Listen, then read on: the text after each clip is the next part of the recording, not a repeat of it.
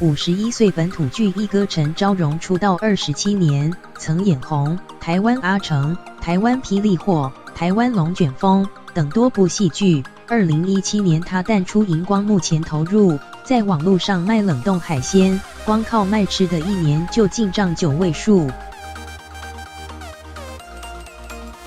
而现在陈昭荣的18岁女儿即将接棒，宣布下个月正式出道。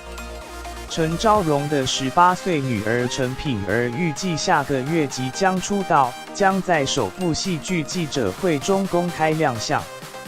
据中时电子报报道，陈品儿经纪人表示，陈品儿不像其他星二代有爸妈帮他们铺好路，陈昭荣夫妇为了考验女儿进演艺圈的决心，先让她在爸爸公司中做基层工作，随后又将她送往剧组内当工作人员，从最底层做起。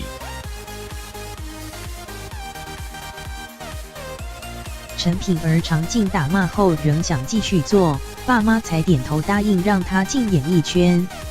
据悉，陈昭荣夫妇原本有意让女儿接掌网络事业与公司，想让她在高中毕业后到美国读大学，培养她成为能管理公司的女强人。没想到陈品儿从小看爸爸演戏耳濡目染，也想当艺人。